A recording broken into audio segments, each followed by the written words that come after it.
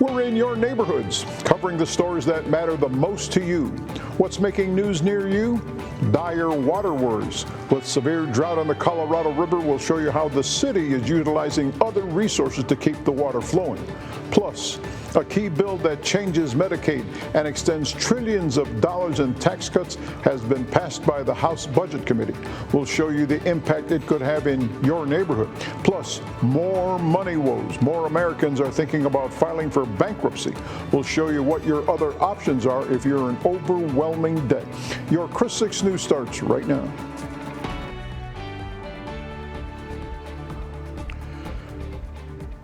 And we thank you for joining us. I'm Andy Lascano. One of the two main sources for the Mary Roads pipeline was shut down today due to severe drought. District 2 Councilwoman Sylvia Campos sounded the alarm on social media after the council was notified by the Lower Colorado River Authority that it could not meet the day-to-day demand the city required, end quote. The Lower Colorado River typically provides 40 million gallons of water per day. Neighborhood News reporter Adam Beam spoke with Corpus Christi Water Chief Operating Officer Drew Molly, who says that meeting demands could fluctuate day to day. It's a day-to-day basis. We need water and rain to not just fall in the Nueces River Basin. We need it to fall in Lavaca Navidad, and we need it to fall in the Colorado. Councilwoman Campos said that now's the time to enact a stage 4 water emergency. But while Molly says he will not rule out a water emergency in the near future, Corpus Christi Water will continue to update neighbors as new developments occur. Well, with all this talk about our water supply, what do our lake levels in the coastal bend look like? We asked meteorologist Julia Quady about that. What can you tell us? Well, so our lake levels at this very moment are 15.8%. So it's not great, obviously, as we all know. We need rain in the forecast. And this week, it's not really looking super likely that we're going to get that. Maybe next week is looking to be more promising, but it's the amount of rainfall that we need that doesn't look very plausible if we can ever reach that amount where we can truly get ourselves out of this really deep hole in terms of how much our drought levels are here in the coastal bend. But right now, taking a look at our Snoopy Spear Skycam over CCAC, of course, you can see looking at mostly cloudy skies, still the same type of hot, muggy, humid conditions that we had last week, and the forecast persisting this week. But now with just a little bit more of an increase in our cloud cover for this afternoon, that's not going to make a big difference on our temperatures. It's still going to be reaching towards those upper 80s to low 90s. Feel like temperatures still increasing towards the triple digits as well. Here in Corpus Christi, sitting at 89 degrees, feeling like 100. Port Aransas at 83 for your air temperature, but feeling like 10 degrees warmer than that at 93. Rockport sitting at 85 degrees, of course, with your feel like temperature also warmer into the upper 90s. We have our winds mostly coming in from the southeast, adding towards that moisture and humidity, which is, of course, directed towards an increase in our feel like temperatures. More details on your full forecast coming up. We'll look forward to that, Julia. Now, a bill that's key to President Donald Trump's agenda is moving forward. Now it heads to the House Rules Committee after a vote late last night. Amy Kiley has more on the legislation and its potential timeline. Tonight, the House Budget Committee took a critical step to passing the One Big Beautiful Bill Act and making President Trump's America First vision a reality for the American people. A bill that changes Medicaid and extends trillions of dollars in tax cuts is now over a key hurdle. That's after the House Budget Committee passed it late yesterday. The rare Sunday night vote is part of the Republican effort to get the measure on the floor this week. Now, House Speaker Mike Johnson is trying to get GOP moderates and fiscal hawks to come together. I'm absolutely convinced we're going to get this in final form and pass it in accordance with our original deadline, and that was to do it before Memorial Day. The bill creates new work requirements for Medicaid recipients. The program provides health coverage for about 72 million Americans. They include children, seniors, people with disabilities, parents, and adults without dependents. There is nothing wrong with us bringing the government in balance, but there is a problem when that balance comes on the back of working men and women.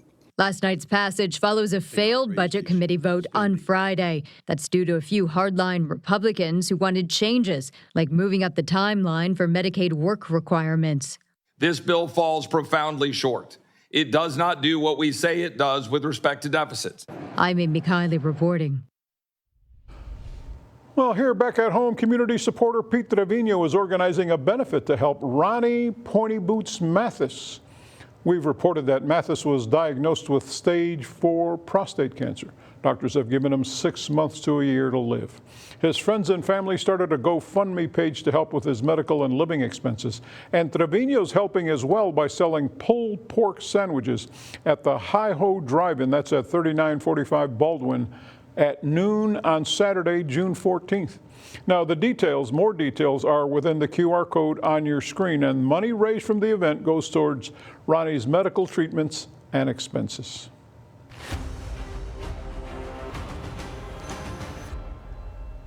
Former investigator for the Nueces County DA's office who was arrested for driving while intoxicated last year has been arrested again.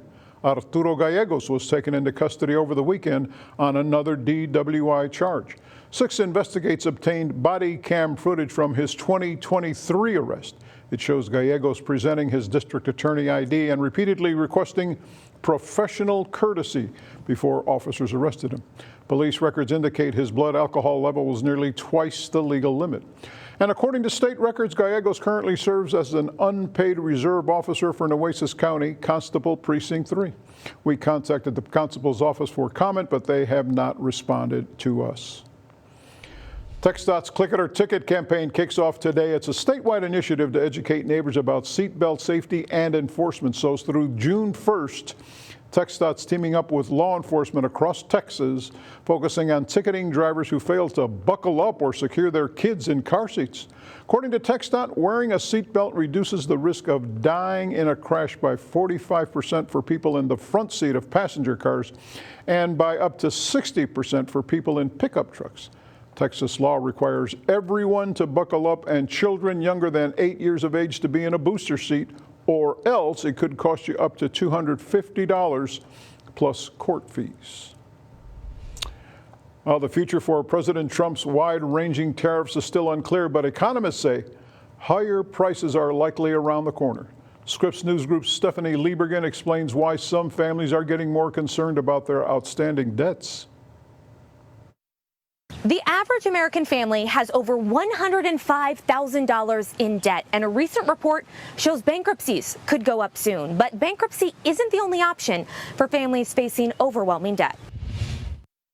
I thought just doing all my own research was the only way out of this was going to be bankruptcy. About 4 years ago, Steve Lundberg realized his debt was a big problem. He'd bought a fixer-upper house, but expenses were more than he anticipated. And all of a sudden, like an HVAC goes out, and that increases the debt that's on top of the stuff that I already knew, like I was taking on at the moment. I got into like $30,000 in debt. A recent report shows bankruptcy filings could be on the rise soon, thanks to increased concerns about the economy. Legal Shield's bankruptcy index suggests filings this summer could spike to a level not seen since the start of the COVID-19 pandemic. On top of bankruptcy, we're seeing similar increases in requests for legal services and things such as billing disputes, collections, contract disputes.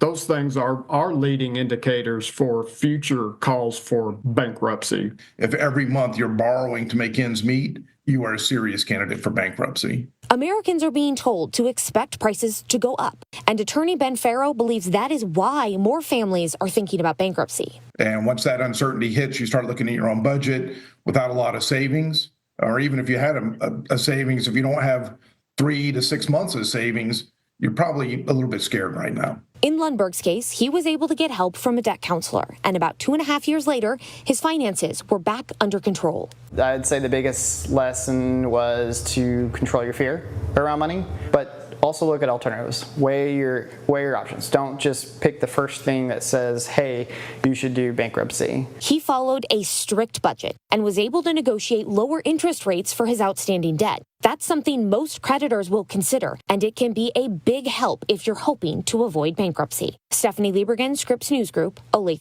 Texas. Noonan Elementary librarian will be working this summer on a reading project. I'm Melissa Trevino in Alice. Pamela Gonzalez says she received a grant that'll aid her in building an asset for her students. I'm Melissa Trevino, your neighborhood news reporter in Alice. Noonan Elementary librarian Pamela Gonzalez tells me she'll be spending her summer months shopping for ebooks, thanks to the Laura Bush Foundation for America's Libraries grant.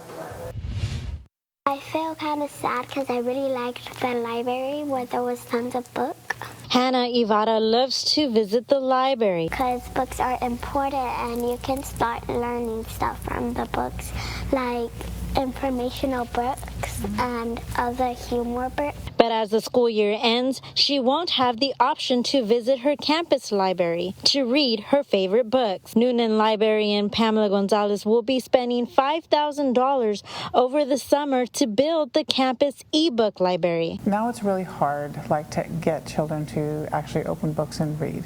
And so you have to reach them where they're at. She's been at the elementary campus for 5 years, growing her archive into sections that students are interested in. She applied for the Laura Bush Foundation for America's Libraries grant. We're one of 220 schools and I believe about 37 states that would receive it this year. I knew that we really needed more of ebooks, and teachers have asked me for that, and I thought this would be a great opportunity to apply and hopefully improve in that way. Second grader Sienna Zamora can't wait to read books even when school is over. I feel happy because we could read more books. The future teacher tells me if you read more books online or just like regular books that you have at home, you could learn more words, and next year you could be able to pass the STAR test. This librarian says it's her job to make sure students have a way to access learning material from anywhere. In Alice, I'm Melissa Trevino, your neighborhood news reporter, Chris 6 News. Melissa, thanks for that report. Never stop reading. Keep that in mind at all times. Well, thanks for that report. Speaking of reading, let's get the latest on traffic with meteorologist Julia Quady. How's it looking out there right now? It's looking pretty peaceful right now. Not really busy on any of the roadways at this moment. We can see on most of those areas things are looking good on our traffic maps. Let's first take a quick look outside over on SPID. We can see things are moving pretty well as it's being pretty much indicated on our traffic flow maps at this moment too. So let's go ahead and take a look at those where you can see heading from Portland over to the Harbor Bridge in both directions. Things are moving pretty well. Moving now towards downtown, all clear on Ocean Drive as well as on SPID. Heading on Saratoga, just a bit of a mixture to medium to slow speed, but nothing too drastic to cause any issues for your drive at this moment. Heading on over to Flower Bluff, pretty much all clear for the most part on Waldron Road and on Flower Bluff Drive. Again, just a bit of a mixture of some spots of some medium slow speeds there. And then heading on the JFK Causeway, no traffic issues heading to and from the island. That's it for Traport. The details of your forecast coming up.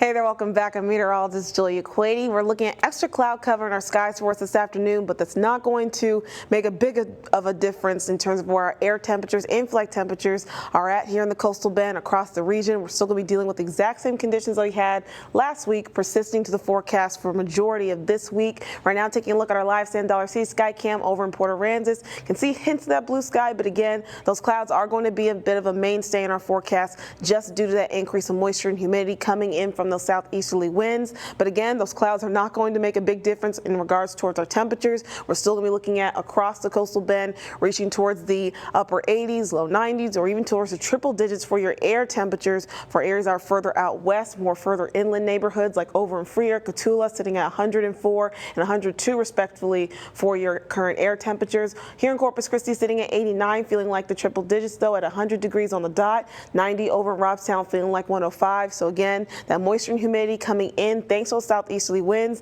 That's what's creating this consistent day-by-day forecast pattern that we're seeing those air temperatures reaching towards that same range that they were last week. And that moisture and humidity, we're still be reaching towards the triple digits at the very least for our feel-like temperatures today. And that's going to be consistent ahead for tomorrow too. Now our winds have kicked up a bit, going upwards around 22, maybe close to 25 miles an hour as they are here in Kingsville. So again, some more stronger winds with wind gusts going upwards around 30 miles an hour.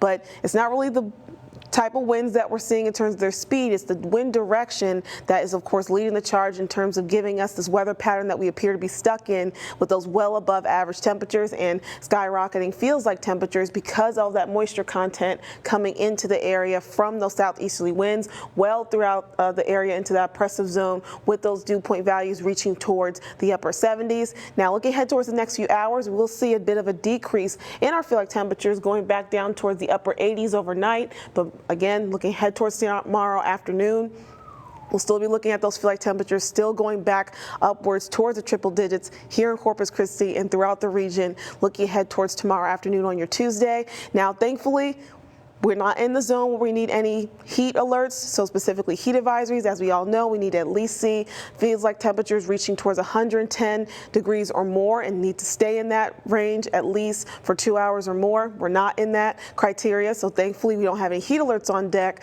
but it is still concerning that we're still seeing those triple digits in those feel like temperatures, so we still have that heat risk ranging between that moderate to major zone in the forecast today. That's going to be consistent ahead for us tomorrow, but thankfully looking ahead towards your Wednesday, we'll have a bit of a break throughout some portions of coastal Bend, a mixture of minor to moderate risk of heat danger in the forecast for us tomorrow. So you still want to make sure that you're continue to practice heat safety, slowing down when you need to from strenuous activity, staying hydrated, drinking plenty of water, avoiding alcohol as well as caffeine if you can, because that just further dehydrates your body. Take frequent breaks if you have to work outside, and also make sure you keep an eye out on your pets. They need that air conditioning just as much as we do, and you definitely want to make sure they're staying hydrated as well. Looking at your 7-day forecast, again, you want to make sure you continue to practice heat safety as we still continue this trend with above average temperatures.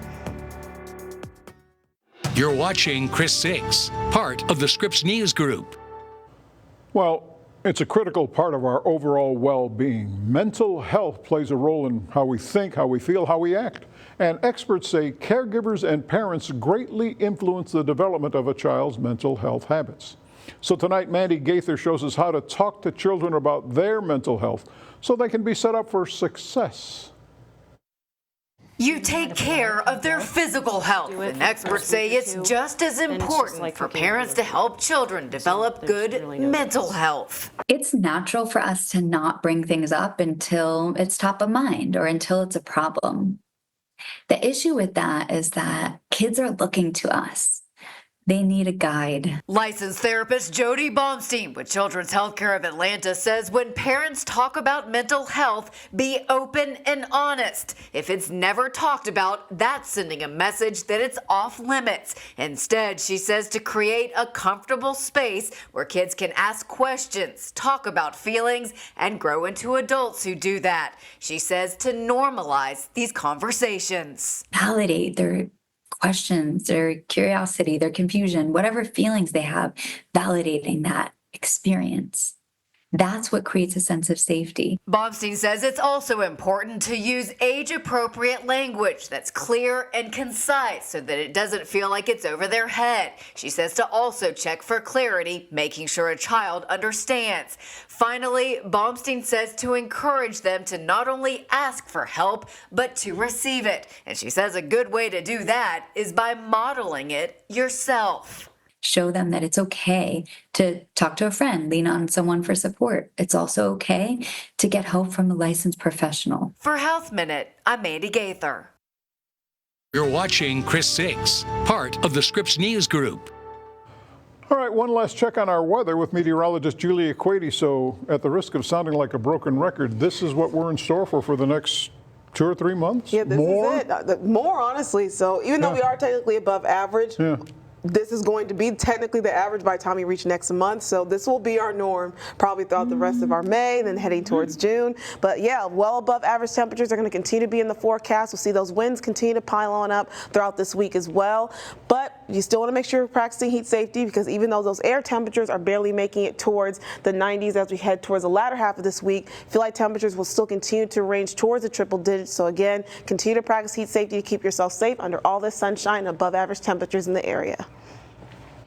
Julia Quady, thanks. Now, less than 2 years after a tragic death at the Aransas Pass Aquatic Center, a new grant is helping prevent future drowning disasters. Back in June 2023, a 10-year-old little girl died after falling into the water at the Aquatic Center. Now, a $15,000 grant from Phillips 66 will create a new swim safety program to help over 350 kids learn how to swim. I mean, it's related. We want to pass on the life-saving skill of swimming, especially in the coastal community. We know there's been incidents in the past. Young people need to take swim lessons to learn to swim. That is the #1 way to prevent accidents around the water. So the swim safety program kicked off this morning and will continue throughout the summer. Before we go, we want to let you know about a new way to get to Sesame Street through Netflix. That's after the show's producers, Sesame Workshop, reached a deal with the streamer. The Netflix deal calls for new episodes with Big Bird, Cookie Monster, and the gang to debut on PBS stations and on the PBS Kids app on the same day they're released on Netflix. The 56th season of the beloved children's program will be released on Netflix in 3 batches and will have a reimagined format. All right, that's all our time for now. Thanks for choosing Chris 6 News at 5. We'll see you in 30 minutes with more news from your neighborhood.